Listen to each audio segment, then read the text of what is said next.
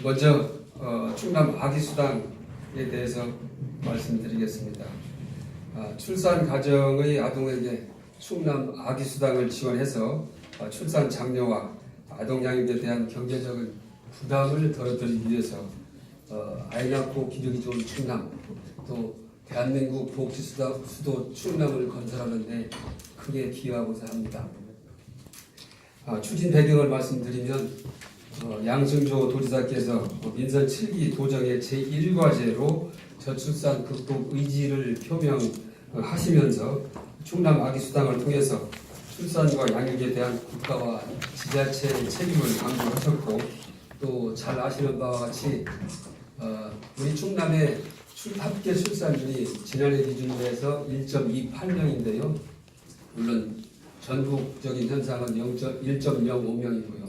금년에는 이것이 전국적으로는 1.0명이 무너질 것 같고, 우리 도도 역시 상당히 더 낮아질 것으로 예상이 됩니다.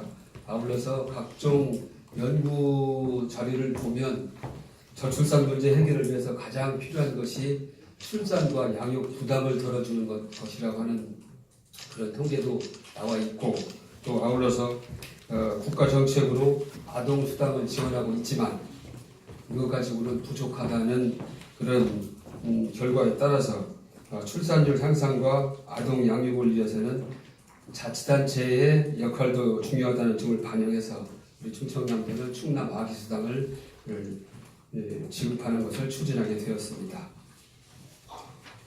그동안 사업 계획을 좀 말씀을 드리면, 지원 근거는 사회보장기본법과 충남 아기수당 지원에 관한 조례가 되겠고요. 지원 대상은 소득 수준과 관계없이 만 12개월 이하 영유아로서 우리 도에 주소를 두고 실제 거주하고 있는 영유아가 대상입니다. 시행 시기는 이번 달부터 만 12개월까지, 그러니까 개월 수로는 13개월이 되겠습니다. 그래서 지급은 매월 20일 날 지급을 하고, 지급일이 공휴일인 경우에는 그 전날 지급하도록 하겠습니다. 지급 방식은 월 10만 원을 현금으로 지급하고, 신청은 읍면동 주민센터에서 방문하셔서 신청을 하셔야 됩니다.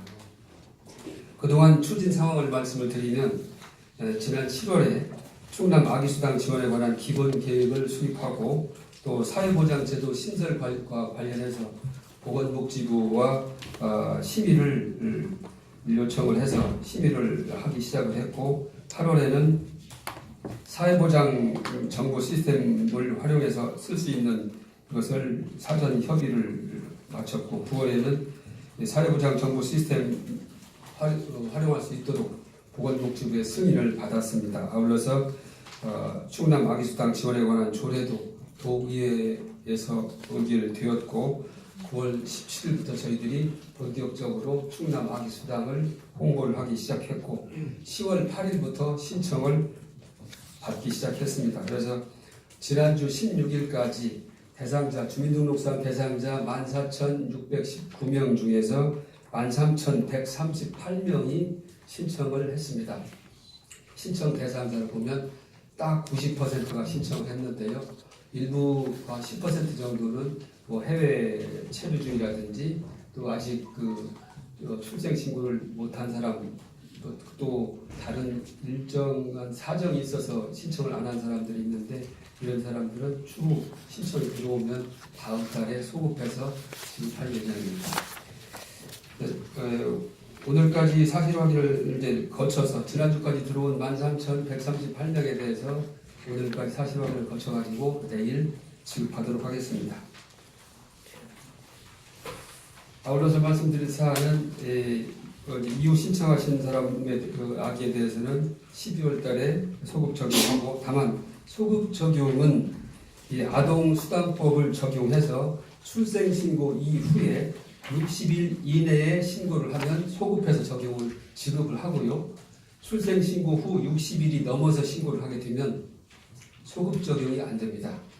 60일 이후에 신고를 하게 되면 신고한 달부터 만 12개월까지 지급한다는 말씀을 드리겠습니다. 다음은 충남 복지재단 설립과 관련해서 말씀드리겠습니다. 네, 복지재단 설립은 그동안 여러 번 거론이 됐었기 때문에 잘 아시는 거라고 생각을 하고요. 드디어 지난주에 행정안전부로부터 심의를 통과했다는 공문을 받았습니다. 네, 그동안 추진 배경을 말씀을 드리면 복지 업무는 나날이 증가를 하고 있고 예산도 계속 증가해서 투입을 하고 있는데 비해서 우리 도민들의 만족도는 그다지 변화가 없었던 것이 사실입니다.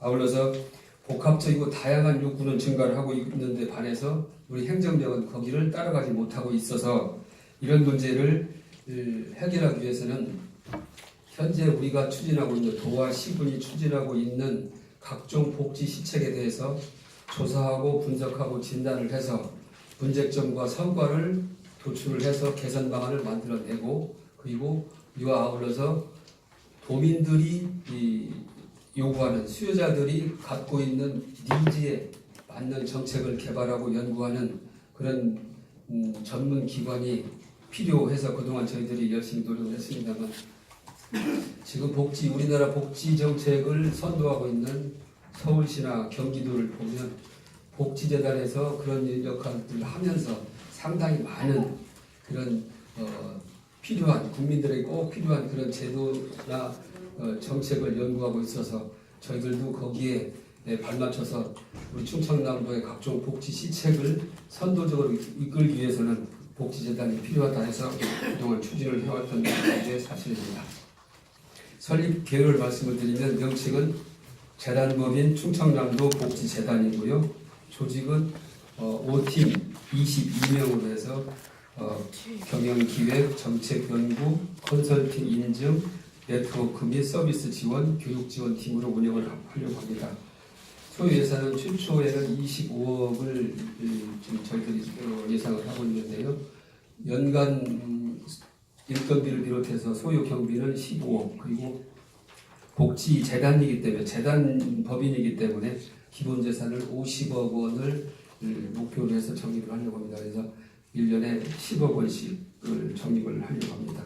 주요 사업을 말씀을 드리면 현재 추진 중인 각종 복지 시책, 정책에 대해서 조사하고 분석하고 진단하고 하는 일이 가장 중요하겠고요.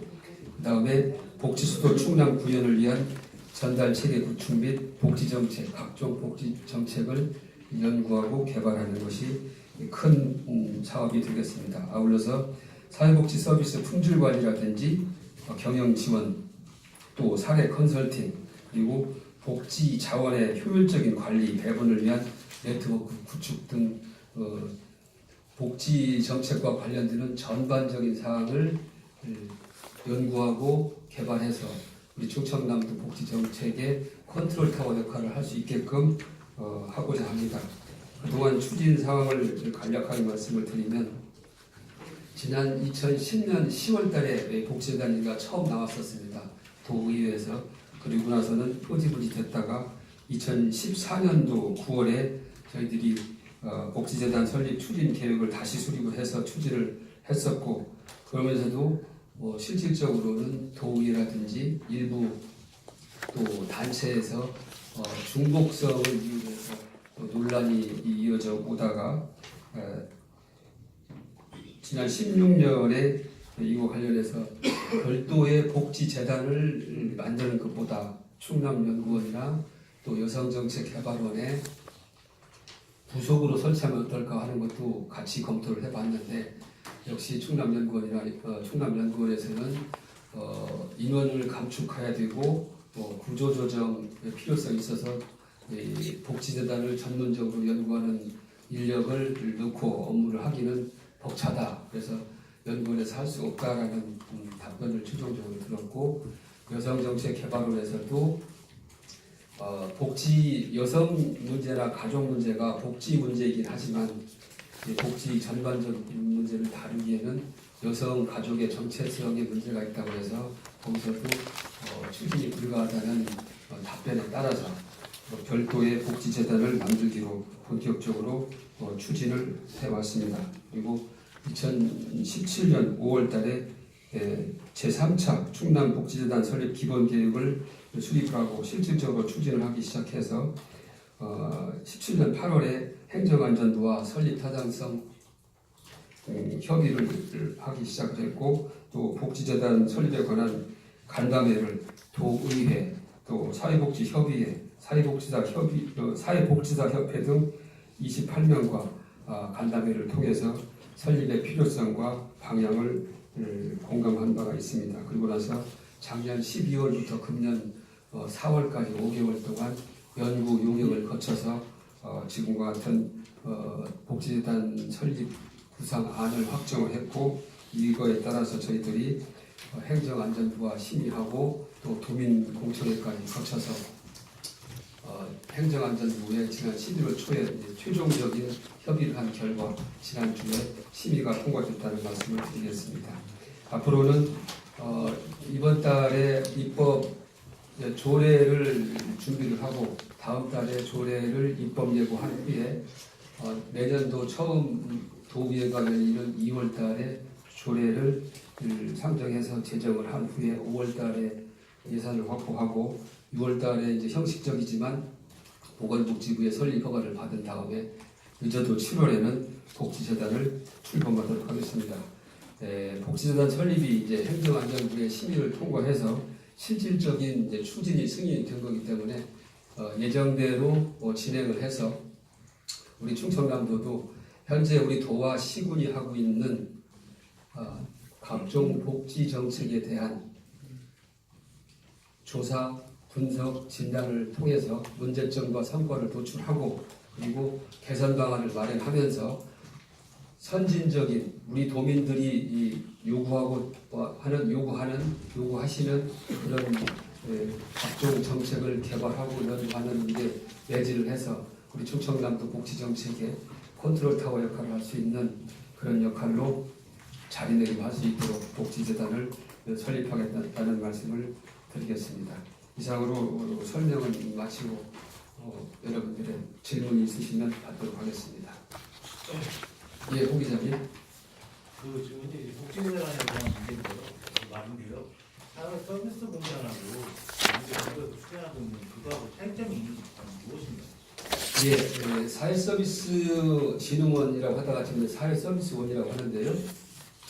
저희들이 지금까지 알고 있는 것으로는 아직 그와 관련된 법이 제정되지 않았고 보건복지부에서도 당초에는 전국적으로 내년부터 사회서비스원을 일시에 추진하려고 하다가 여러 가지 문제가 있고 또 각 시도에서 사회서비스원의 그 구성과 운영 형태에 대해서 운영 방식에 대해서 여러 가지 이견이 나오고 그러니까 그 문제에 대해서 우선 사회서비스원을 두세 군데 시범 운영을 하고 나서 그 운영 결과를 분석하고 그 결과를 바탕으로 해서 확대를 할지 또는 일무를 할지를 결정을 한다고 합니다. 그렇기 때문에 아직 사회서비스원이 전국적으로 실시된다라는 것은 말씀드릴 수가 없고요.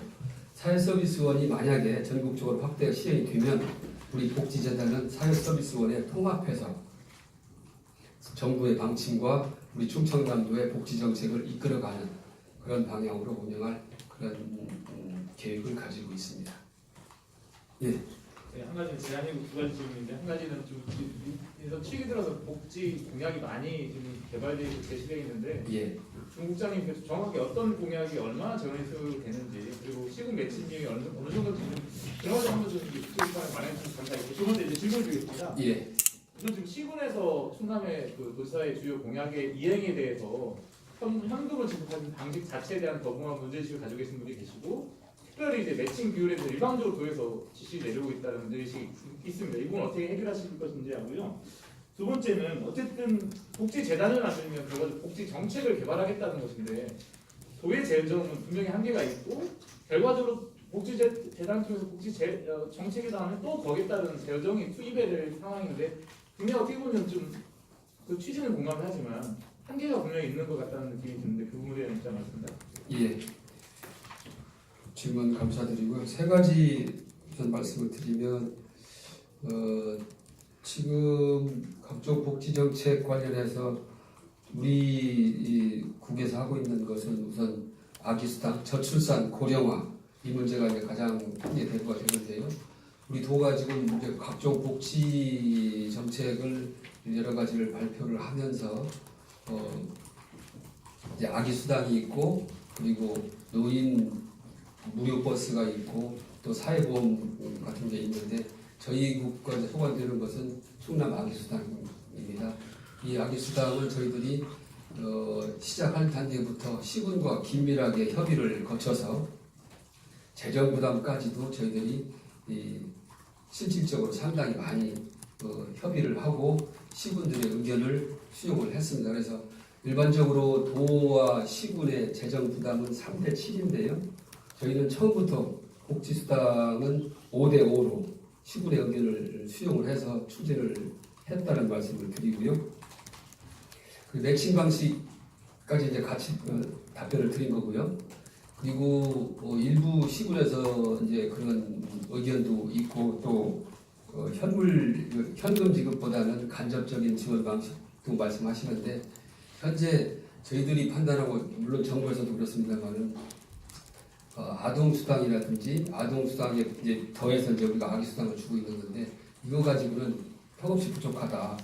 그렇기 때문에 직접 지원하는 현금 지원하는 것도 늘리고 그리고 간접 지원하는 방식은 지금 하고 있는 방식 어린이집 지원이라든지 또 각종 그 사업 지원을 하고 있는데 도 특수시책으로 지원하고 있는 게 10가지가 있습니다. 그런 것은 그것대로 하고 다만 지금 이제 세 번째 답변이 되겠는데요.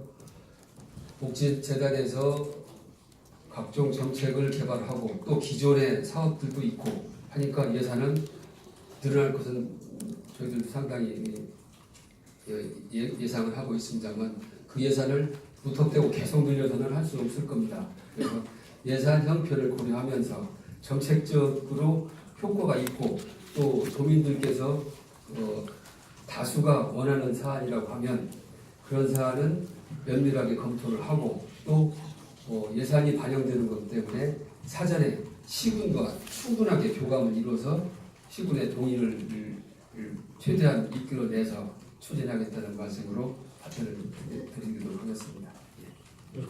예. 충남 지역 신문연합회 허성숙이랍니다. 예, 안녕하세요. 그 다문화 가족 결혼율이 충남에서는 뭐 요즘 어떤지 모르겠습니다만 제가 그 다문화 가족들 그 현장에서 얘기 들어보니까 과거보다 다문화 가족들의 그 결혼율이 좀 떨어지고 있다고 하더라고요. 그게 원인이 뭔지 들어보니까 그 다문화 가족들의 그 결혼 요건이 그 결혼할 수 있는 뭐 자격이라든지 이런 뭐 의학 시험이나 이런 성적 요구하는 요건이 조금씩 높아지면서 그 현지에 있는 여성들도 그 문턱이 높아지면서 포기하고 또 이쪽에 있는 남성들도 뭐 결혼을 쉽게 할 수 없는 그런 좀 문턱이 높아지면서 좀 포기하는 눈이 높아서 결혼율이 지금 옛날 같지가 않다고 하던데 뭐 지금 충남의 그 다문화 가족 결혼율은 어떤지 궁금하고요. 그러면 좀 국가적인 어떤 뭐 정책에서 아마 비롯된 요인이 싶은데 거기에 대한 그 복지국의 입장을 듣겠습니다. 예. 다문화 문제는 저희들이 내용을 직접 취급하지 않아서 제가 그 내용을 자세히 모릅니다. 다문화 문제는 여성가족 정책관실에서 하고 있거든요. 그래서 그 질문 주신 사항에 대해서는 저희들이 여성정책 관실에 전달을 해가지고 답변을 드리도록 그렇게 조치하겠습니다.